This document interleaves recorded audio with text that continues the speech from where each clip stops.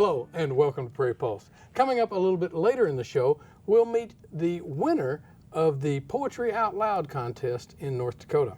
But first, our guest joining me now is author and artist Lavera Edick. Lavera, thanks so much for joining us today. Well, it's a pleasure to be here. Well, as we get started, Lavera, tell the folks a little bit about yourself, your background, where you're originally from. Yeah, I was born in Nebraska back in the 1925 during the dirty 30s, the Great Depression, the Dust Bowl days, World War II. Grew up on a farm and married at 17. So I learned to cope with the rationing of World War II and a couple of children to raise. And Okay. Well, and you're here today to talk about your book here. And so let's do that. And I'm going to try to hold it up and let the audience see it. Fourscore and More. What's it about and why did you write it? it's about my life from the time my parents were married in 1914 until the present time. I am 88 years old. I started writing this book when I was 85, primarily to give my family, leave a family legacy. And as I got into the book, I decided maybe it would be interesting to others than just my immediate family. I think it's so important to leave a legacy. Okay. Well, with that said, was it hard writing the book because there's so many details in it? No, it really wasn't. I found that I sort of became a hermit for 3 years, and I'd find myself waking up in the middle of the night with a thought that just had to be gotten down now. Many times I would get up and write for 3-4 hours in wee hours of the morning. I had kept journals over the years. I had attended workshops, writing workshops, and also taken writing classes in college. So, and written short stories. So I had some of this to fall back on in writing my story, but no, it was really quite easy. Writing it was probably easier than editing it. As you said, 3 years of was it sort of a labor of love for doing this? Yes, it was. It's something I'd always wanted to do. Okay. What about publishing? You know, that's a chore in itself. Yes, it is. And like I say, editing is a big chore. I happen to have a cousin who was a professional editor before she retired, and so she was a big help. But publishing, I decided to self-publish, and I found a company online that has worked with me very well. You mentioned growing up in Nebraska in the 30s, and of course here on Prairie Public, you know, we've had the Dust Bowl, Ken Burns show, and you mentioned what was it like growing up in Nebraska in the 30s?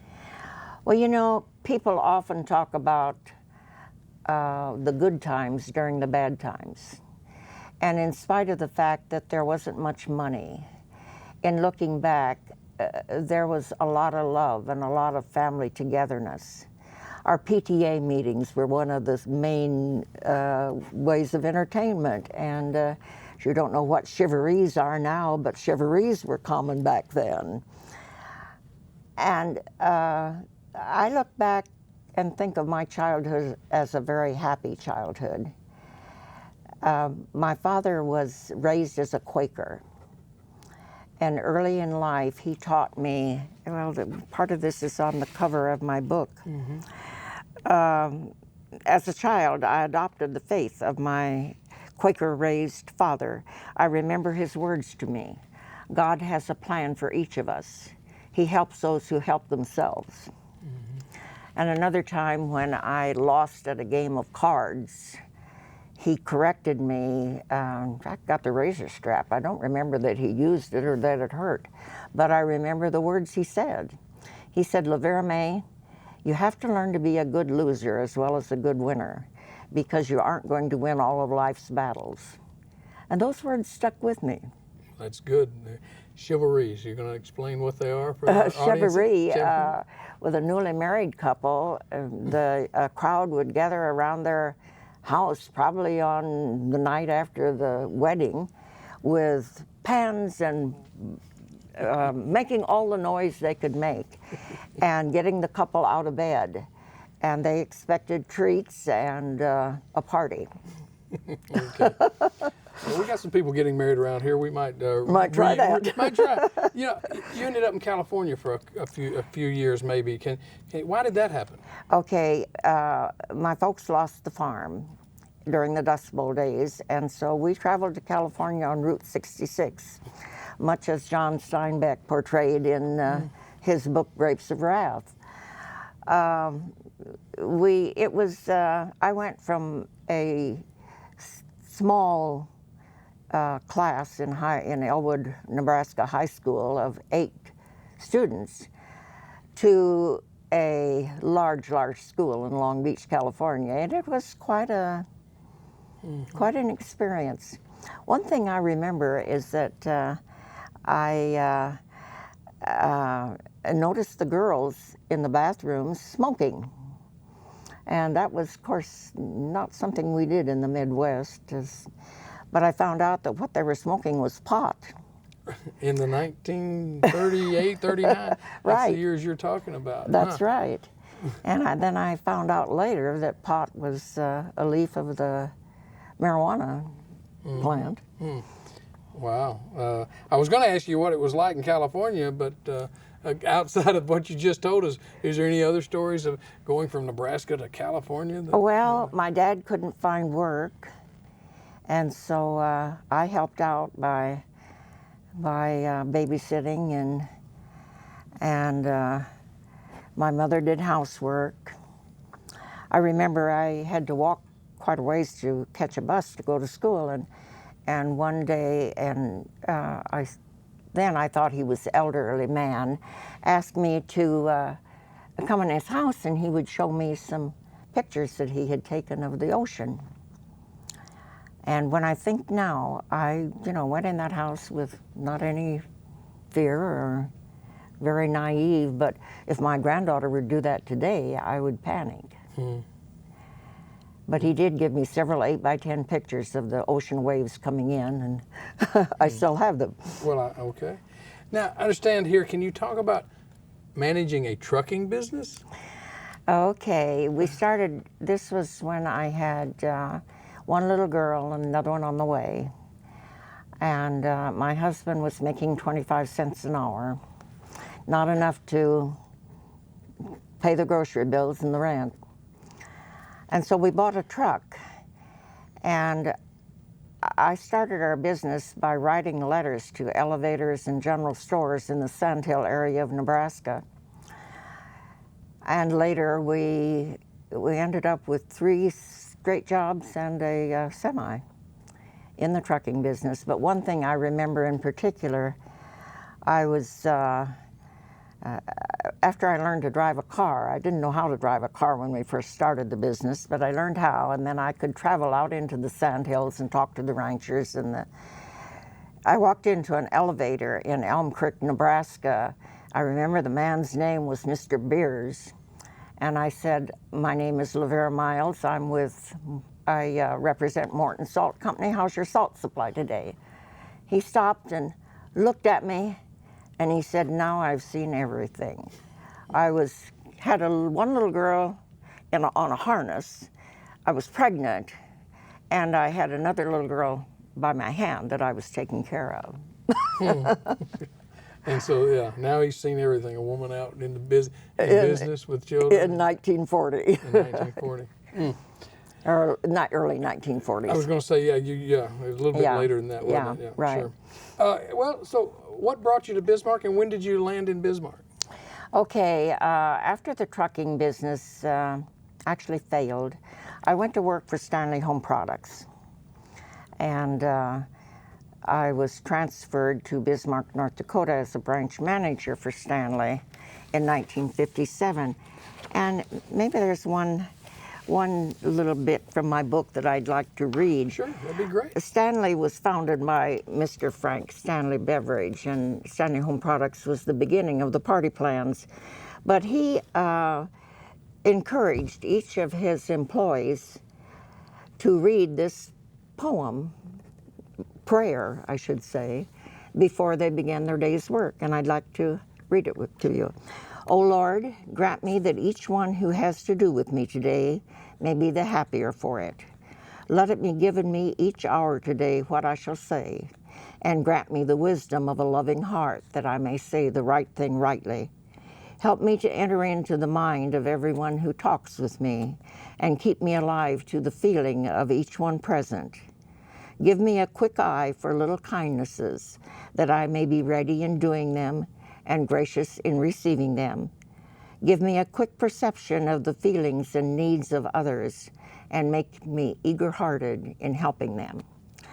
That poem not only helped me during the days of my sales career, but it has helped me throughout life. Sure. Okay. And it's author unknown. Okay. You know, I understand you got interested in genealogy too, obviously your family genealogy. Can you tell us about this and some of the interesting things you found out about your ancestors? Well, I became very interested in genealogy after my son, Mike, was asked to do a story on our family in high school. And it has been very, very interesting. Of course, this was before the days that computers were used. And so most of my research was done at family historical, or at county historical societies, state historical societies, cemeteries, talking with older relatives. Family Bibles, I know sometimes that. Some, but they're hard to come by. But I did manage to trace, my maiden name is Woodring, and that line is traced back to the 1200s. And many, many stories in my book about the ancestors that came over prior to the Revolutionary War. So there you go. I was going to say, how far did you trace it back, and when did they come to America? The earliest ones that I know of that came here, I suspect there were some on the Mayflower, but I haven't tracked that down. But before the Revolutionary War. Okay. Well, now, I also understand you're an artist, and that's become an active part of your life. Can you tell us about your art? And I think maybe we're going to show some of it as when you asked me to. Okay. I guess I've always been interested in art, but I didn't have time. After I moved to Bismarck, I met and married Bob Edick, who was president of Provident Life Insurance Company, and I became a mother to my fifth baby and a stay-at-home mom, and had time to start pursuing my art career. I entered shows and did commissions, but in later years, with 13 grandchildren, 22 great-grandchildren, and a great-great-grandchild on the way, I keep busy with doing portraits. And now I am working on my second book, which will be titled Cattails and Kitty Capers. And it's actually a story about my other mother in my book. She was quite elderly, in her 80s, when the stray cat came to her door. And turned out to be a very, very pregnant kitty. And she disappeared for a while, then came back one day and dropped a baby kitten at her feet. A week later, she came back with the second baby kitten on a Sunday. So Ruth named that little kitty Sunday. On Monday, another one, Money. On Tuesday, another one, Tuesday. Sure. So this is at the same time, Ruth was writing me a couple of letters a week, and I saved all of her letters. And so this story is based on the letters she wrote to me telling about her cats and how she was raising them. Okay. And again, I'm just showing some of these as we go along, but so a number of kittens here joining in, so you said... And then also I'll be using some of the paintings that in the book. There will be 50 color illustrations. Some of the paintings that I have taken of my grandchildren and their pets in a chapter entitled Unconditional Love.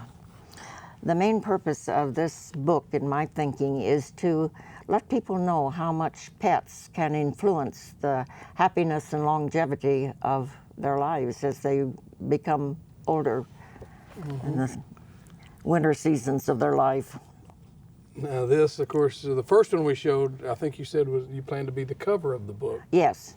And then this is this what you said? And these are taken from photographs that I took of Ruth out in her backyard with her kitties. I think we've got one more to show here. And this one is interesting. This white Angora is not one of the babies, but one of her cats went to the back fence and brought this kitty down for supper every night. After it had its gourmet meal, the Ruth's cat took it back home. So these are some of the tales, the interesting kitty tales, cat tales. All right. Well, that'd be interesting. Well, let's. We've got just a little while longer. Can you read maybe one more passage from your book? I think you've marked one more, maybe. No, I don't have enough, but well, I can find one. I think. Oh, I'm sorry. I thought you had two marked. This is a statement from the person that edited my Okay, book, that'd be good. and she says, if your grandparents, great-grandparents, and their relatives lived in the 1800s and early 1900s in the Midwest, you will want to read this book that describes in detail what life was like on the farm. Personal anecdotes about the author and her family will put you in stitches or bring you to tears. But every tale will cause you to wonder how our ancestors survived. Their stories of hard work, sacrifice, and determination not only will remind you of where you came from, but provide you with a roadmap of the future. Vera, with that said, can you talk about your work ethic and that you have and that people from your generation and of course from the Midwest seem to have? Well, I was raised to find satisfaction in a hard day's work well done.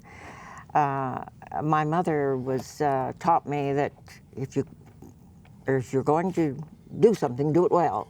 I remember one time knitting sweaters, and I made a small mistake in one of the sleeves, and I wrapped it, was going to give it away, and then I unwrapped it, tore the sleeve out, and did it over again.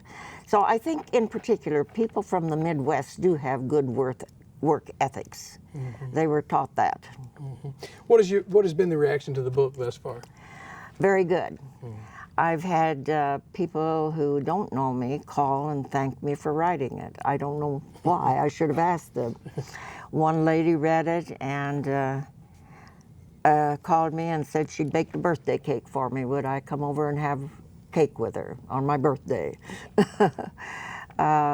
People have been in the local area. I don't know what it's doing cross country, but locally I've received a lot of fan mail. What is your advice for someone who may be thinking about writing a book and maybe getting some inspiration from you? One of the reasons I published it, other than just for family, is to maybe give people an inspiration to write their own family story, because I think it is so important to leave that legacy.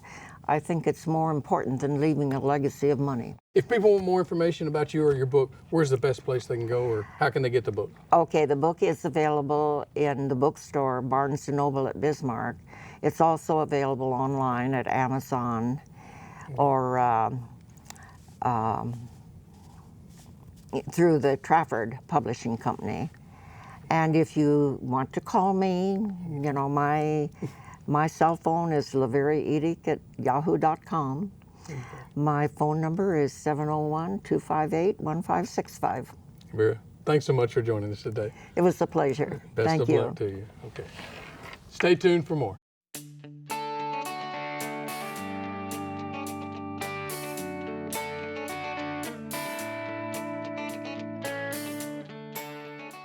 Poetry Out Loud is a contest that encourages the nation's youth to learn about great poetry.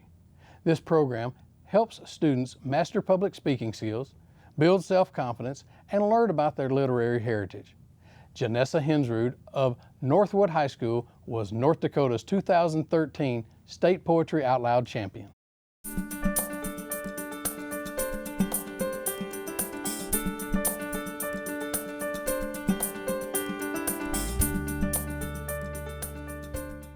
Poetry Out Loud is for high school students who are interested in poetry, and you find poems online at poetryoutloud.org, and then you recite them in front of audiences, and it can take you to a lot of places.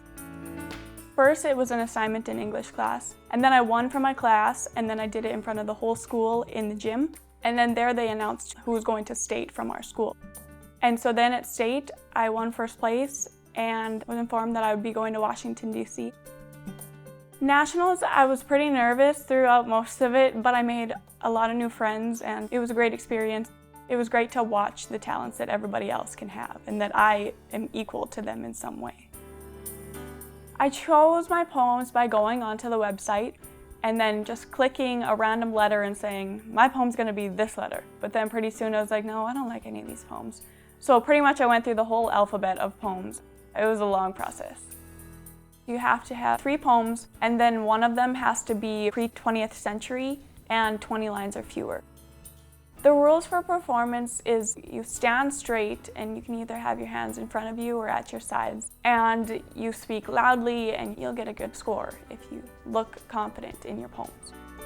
You need to practice a lot, and it's not just in class time. You go home and you say it in the mirror and you look at yourself. It's not only staring at the mirror for that amount of time, it's looking like inside yourself, looking in the mirror and seeing who you are. These poems, she said, are poems with no love in them. These are the poems of a man who would leave his wife and child because they made noise in his study. These are the poems of a man who would murder his mother to claim the inheritance. I was really nervous before the state competition and DC, but the time I was most nervous was in the gym at my school, because it's difficult when everybody that you know is there and you see everybody sitting bored. But at state, I was most confident because you're with people that are just like you and from the same state and there for the same reason. Congratulations, the North Dakota State finalists. First place is Janessa Hensrud, Northwood High School. At state, my grandma, my mom, and my dad came, and they all cried after my poems, and then when they announced that I had won. Nobody judges you if you had a bad poem or anything. All the contestants gave me a high five when I got back. They were really supportive, everyone was. I would encourage everyone to do Poetry Out Loud because not only does it help you with self-confidence and get on stage, but it also gets your name out there and it'll take you places.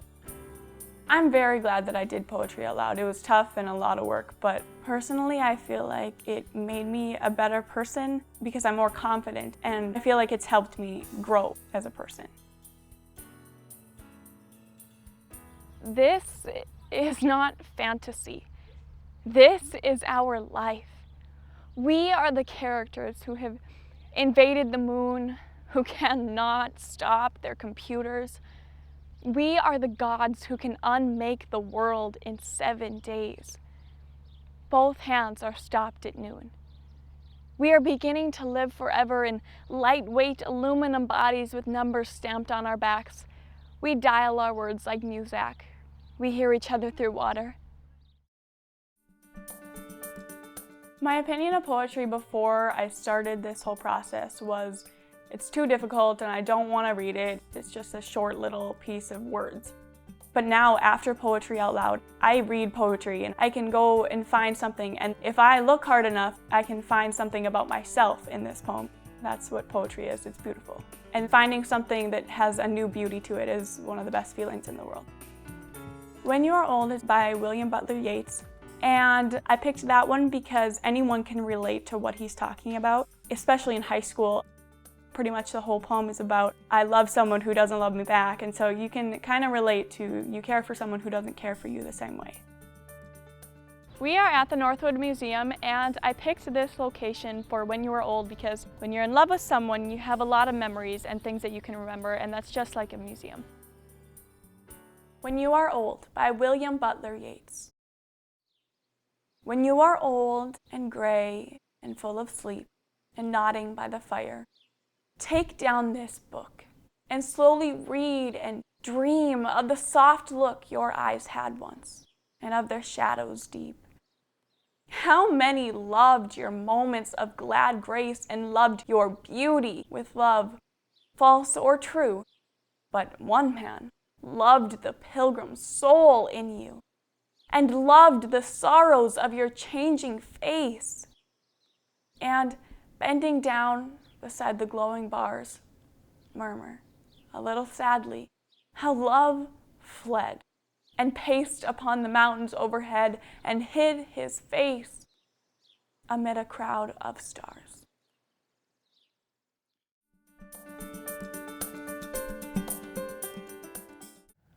Well, that's all we have on Prairie Pulse for this week, and as always, thanks for watching.